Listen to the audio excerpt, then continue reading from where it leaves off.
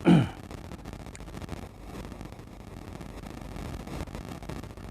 าสงค่ามาสงค่ามาสงพ่อแม่พี่น้องเขาค่ะมาสงค่า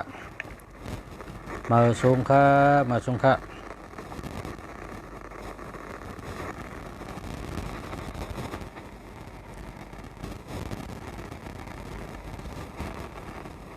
มาสงค่า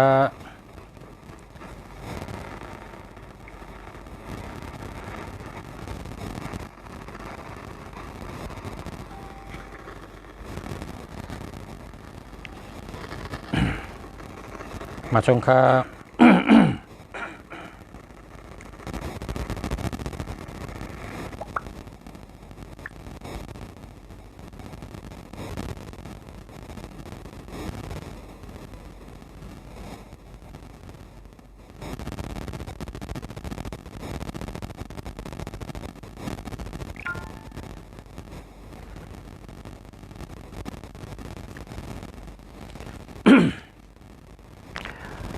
มา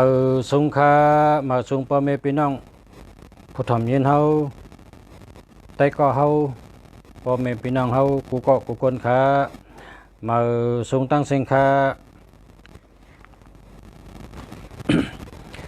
เมื่อในเขาจากคู่เมืองหลีจังใหม่แต่เอาความสอนในห้องเห็นเฮาค่ะและลายมีลูกนะเป็นสองลองไว้ลองที่หนึ่งเป็นการสอนในห้องเรียนเนาะค่ะข่าวแต่มาให้พ่อแม่พี่น้องได้ยินจอมได้ฮู้จอมว่าเฮาขาดสอนสั่งมื้อนี้การสอนในห้องเรียนมื้อนี้ข้อที่หนึ่งเนี่ยเป็นการสอนในห้องเรียนเพราะว่าพูดถ่อมยินเฮาได้ยินเนี่ยก็มันก็สิเหมือนว่าไล่แม่งกันจิ้มด้วยอารัสามันข้อที่สองเตดลาดลองมีลูกปอเผอเคยมีลูกลายมีลูกเตดลาดคำนี้เป็นสองลองกะอ่อนตังโหตีเมื่อเร็วเตอุบลองการสอนการเห็นในห้องเห็นวันเมื่อไหร่กะเมื่อไหร่ครูเขาคาสอนให้เขาคาเลยฮู้ว่าข้อที่หนึ่งในปอเฮาเฮอปอเฮาเฮอเฮอลือเฮอปอเฮาเฮอเฮอลือเฮอนะเปิ้นเป็นก้นเลนแห้งก้นปิดหมักหนังมนก้นป้อขนไก่ก็เป็นการเล่นแห้งกูเมียวในเมื่อเปิ้นสอนมันนั่นน่ะเมื่อเปิ้นจ้างมันนั่นน่ะเมื่อเปิ้นพึกมันนั่นน่ะเปิ้นเล่นพอเฮ่อหนายาวนี่เปิ้นก็ลือเฮ่อพอลือเฮ่อนี่ขึ้นพึกแทงขึ้นพึกแทงพอพึกติ๊กก็เลยเป็นก้นป้อขนไก่เป้เปิ้นก้นปิดหมักหนังมนก็เป้เปิ้นก้นเรียนแห้งก็เป้เปิ้นครูเขาสอนว่าปอเฮ่อเฮาลือปอลือเฮ่อหายะฮาลูกเฮ็ดแทงอันนี้เป็นการสอนก้นเฮา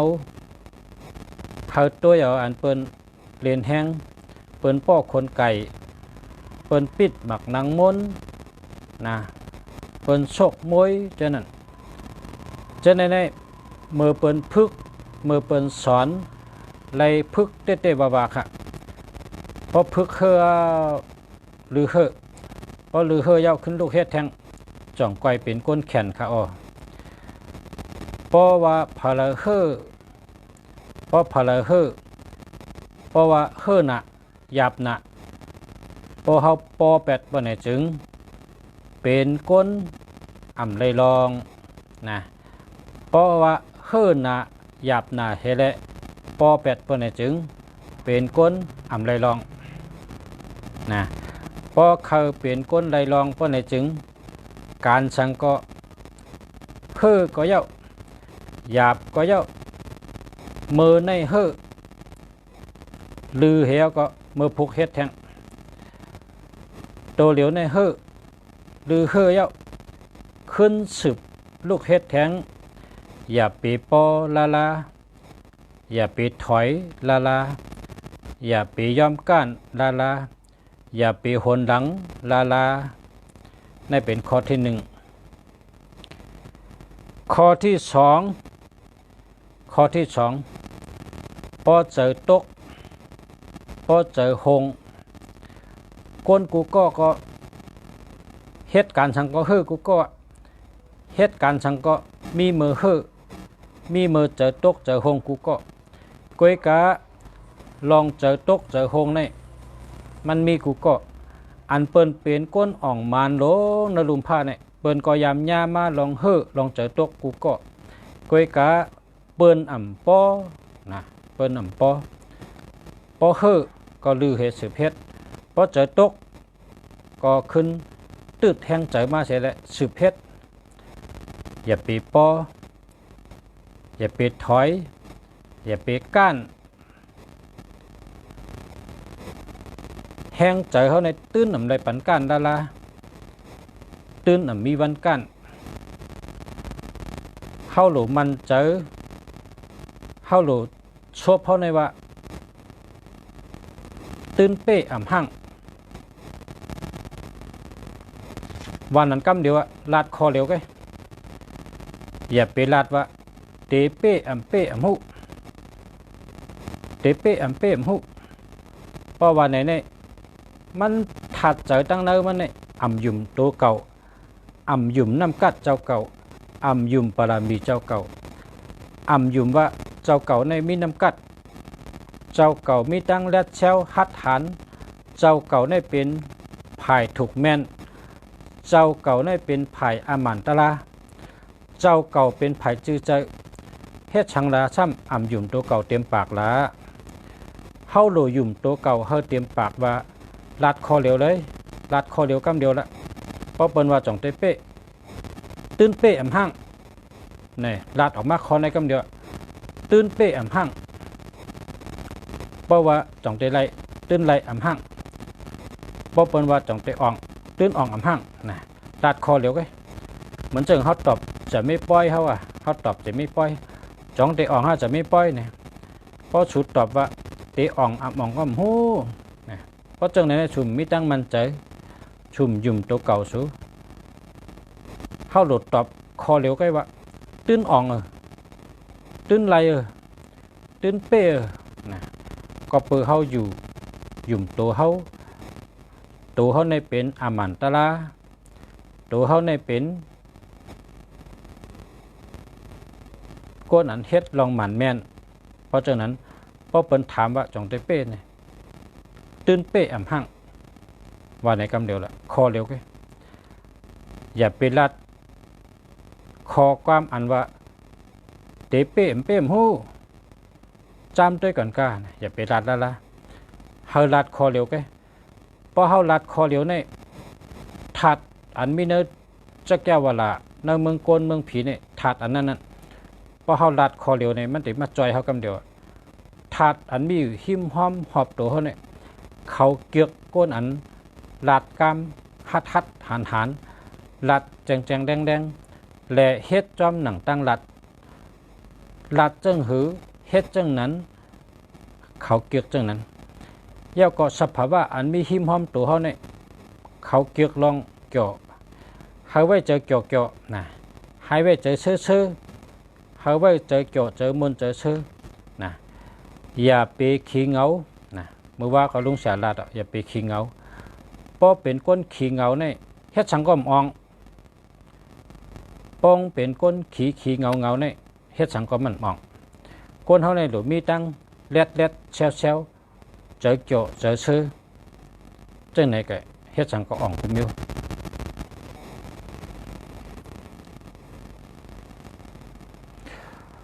เพราะเป็นก้น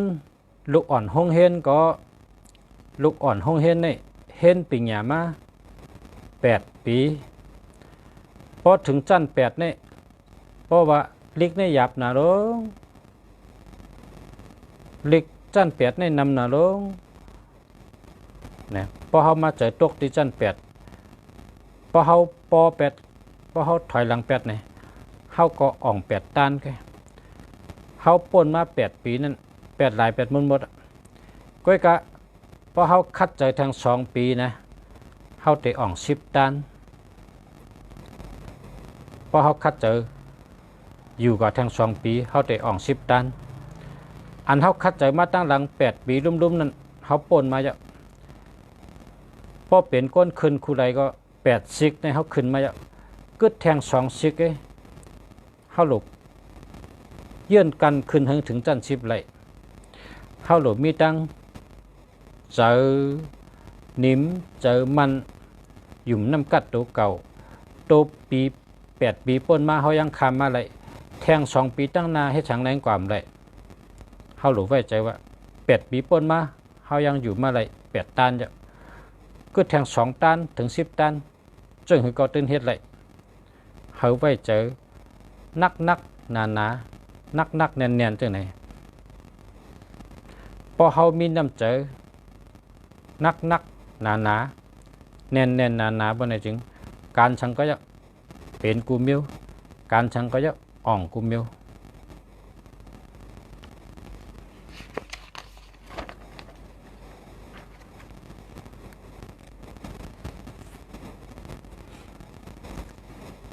ข้อที่3ก้นในอยู่ในเมืองก้นในอย่าไปโกอย่าไปเวนาการอย่าไปโกอย่าไปเวปุนพรอย่าไปโกอย่าไปเวเป็ชนะก้นอันอ่ำญาเป็ชนะเฮปอกเนี่ยมันมีเผลอก้อยกะสังว่ามีก้นอันอ่ำญาปัญหาเสปอกก้นก้อนนั้นก็มันใจก้นแก่มันใจก้นแขนก้นแก่ก้นแขนอันว่านั้นปัญหาใครมาจะหึงมาโปญาปัญหาเบาก็หาไล่เกลิดมันง่ายๆเสียเลยเกลิดไหลโปญาปัญหาเยอะปัญหานักเพราะอะไรก็หาไล่เยอะหาไล่นักเกลิดเธอไหลเพราะเกก็เร็วอ่ำไรโฮมกันไหลก็เสียเกปัญหาไรเพราะเฮาไหลเกปัญหาข้ามป้นกว่าเพราะไหนจึงเฮาฮู้ว่าเฮามีน้ำกัดเฮาเฮ็ดไรเฮาข้ามป้นไรลองกีดขวางอันเขาเฮ็ดที่เฮาสั่งว่าเขาอ่ำเฮ็ดปัญหาเสือเฮาก็อ่ำไรหาไล่เกลิดมันสั่งว่าเขาอ่ำเฮ็ดปัญหาเสือเฮาก็อ่ำฮู้ว่นว่าเดหาไล่เกลิดดีเลย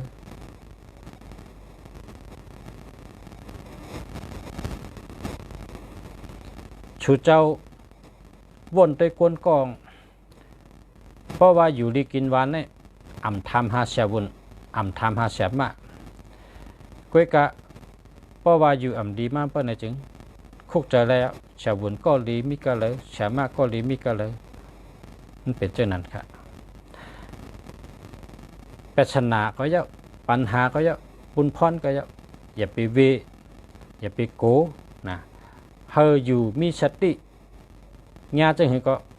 พอญาปัญหาก็หาไล่เกงเหขามป่นกว่าพอมีปุนพรเข้ามาก็ฮับก็เฮ็ดกว่านะปุนพรใหญ่1 แค่นมีปิญญานำก็เปิงแต่ได้หาไล่เอาน้ำกัดเฮ็ดปุนพรกว่าปัญหาใหญ่ปัญหานักก็ฮู้ไล่แกอันใหญ่อันนัก1 แค่นเป็นคนแดด1 แค่นเป็นคนรักเขาก็เพราะฉะนั้นแหละอย่าไปโกอย่าไปเวปัญหาก็มโลเวปัญหาก็มโลโก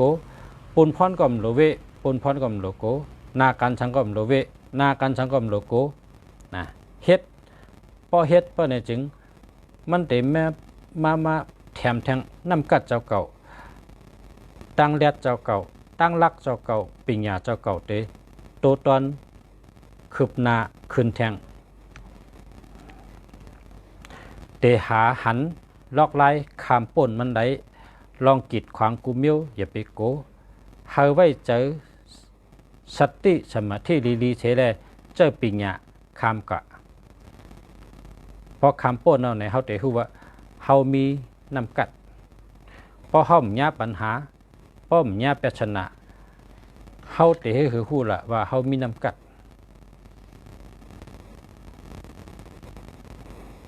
ข้อที่4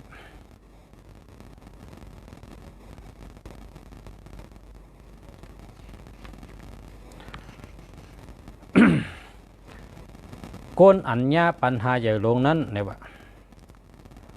วายดินมาเขาเป็นก้นเป้การหลงนะครับก้นญาปัญหาใหญ่ลงเนี่ยเพราะเขาญาซ้ำๆญาซ้ำๆญานำมาเนี่ยเพราะหึงมาเนี่ยเขาเป็นผู้เป้การหลงก็แปลว่าเขาเลยข้ามป้นลัดผ่านลองกีดขวางหลายปอกหลายจันมาเยอะนะก้นญาปัญหานำนั่นแหละมือนามาเหตุการณ์ลงได้แต่เน็ตแต่เต้าดีมือนามาเป็นก้นเหตุการณ์ลงเป๊ะนะป้อมยามญาปัญหาให้ปอกหู้ว่าเตะคำป้นลองกีดขวางอะไรจังหือพอมีลองกีดขวางจังก้อยหู้ว่าเจ้าเก่ามีน้ำกัดคำป้นไร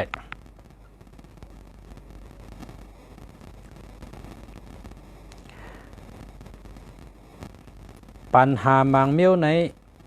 ยินเปินลาดไว้ปอตัวเจ้าเก่าอ่ำทบอ่ำหูไรเกมันปัญหามังเมียวในอุบในเปินไรก้อยกะปอเจ้าเก่าอ่ำทบอ่ำหูไรเกมันเตะก็เพราะฉะนั้นปัญหากูลองสั่งเฮามีตัวทบมือไรเกไรเฮ็ดปะไหนจึงคนก้อนนั่นแหละเป็นคนมีน้ำกัดคามป้นไรปัญหากูติ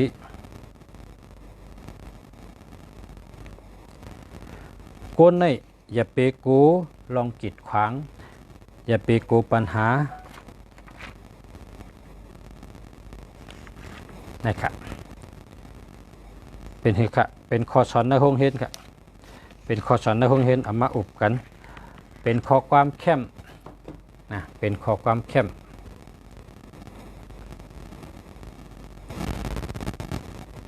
พอเฮาค่ะวนโดยข้อความสอนอันเปิ้นสอนเนี่ยเป็นข้อความเข้มนะกำในเตะตัว ลอง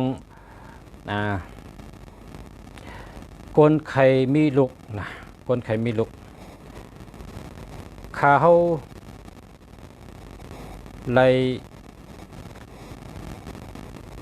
ปิญญาก้นเมื่อก่อนเขาคู่มาหึงไหนอ่ะก้อยกะคนเท่าเขาเฮ็ดนะคนเท่าเขาเฮ็ดคนเท่าวันเท่าหน้าเขาคนลงเขาเฮ็ดเพราะเผยใครมีลูกเฮ็ดจังไหนค่ะเขาว่าจังไหนค่ะ เพราะว่าเขามีลูกนะครับว่าเขาเอาข้าวสารในสุกใส่ในมือเขาเนี่ยสุก3 กรัมนะพอสุก3 กรัมเอาเนี่ยกังเนอเจ้า นะกังเนอเจ้าเกียกวันไหนให้กว่าวันนั้นนะเกียกวันนี้มันเหมือนกันมังกองเกียกวันพัดมังกองเกียกวันชุกมังกองเกียกวันเสาร์มังกองเกียกวันอันเกียกนั่นกะเพราะว่าคนเฮากูก็เนี่ยเขาเป็นปอก้นเขาเป็นเมก้นอันว่านั้นเขาวนว่าวันละเป็นวันทอเขาวันละเป็นวันแมนเฮาเนี่ยเขาวนกูก็เพราะฉะนั้นลองในแหละลุงฉะอ่ำลัดว่าวันละนะเพราะแต่ว่ากว่าวันเสาร์เนี่ยมันก็คำเกียกวันเสาร์เพราะแต่ว่ากว่าวันศุกร์กว่าวันพัดกว่าวันจันทร์เนี่ยมันก็เขาก็เกียกวันจันทร์เนี่ยก็เพราะฉะนั้นวันใดก็ได้ให้ลูกเจ้า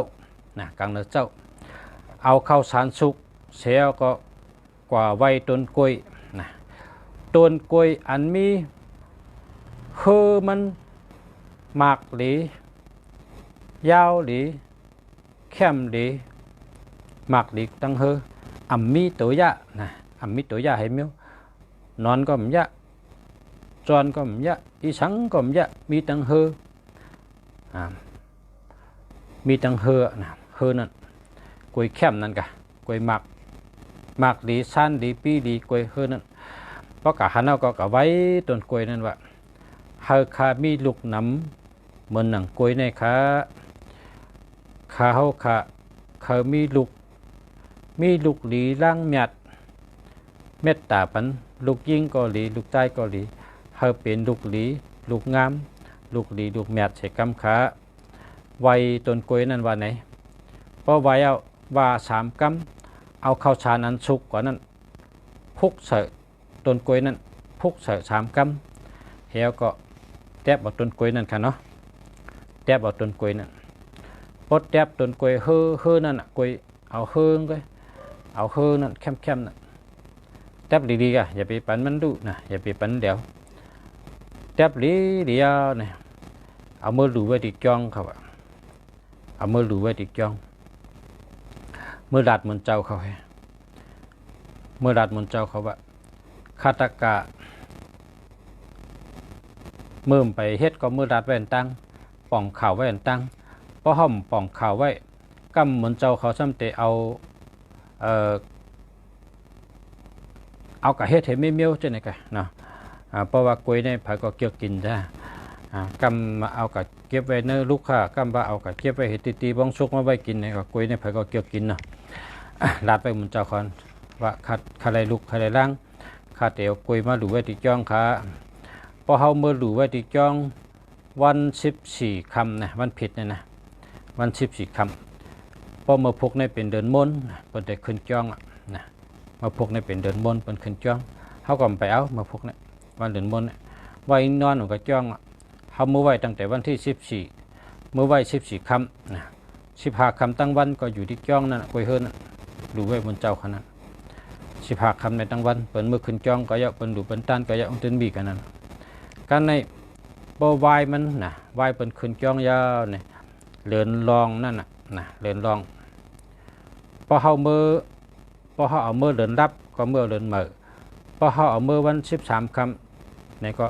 เลินลอง2 ค่ำแต่ในตั้งแต่เมื่อเอาขึ้นนะเมื่อในเตเลชื่อพาเจเหม่อให้มือค่ะมือตั้งผัวตั้งเมียครับเนี่ยเมื่อดัดมันเจ้าว่าเฮาคักให้มีลูกมีร่างค่ะนะย้อนให้มีลูกดีร่างเมียดอันเป็นคนดีฮักปอฮักเมทำความเมเหตุการเร่งปอเร่งเมนั่นค่ะนะไว้มนเจ้านะ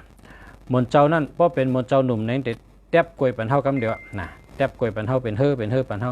มาเอามาปันเฮาขึ้นกอบใกล้กับเพราะมนเจ้าเท่าได้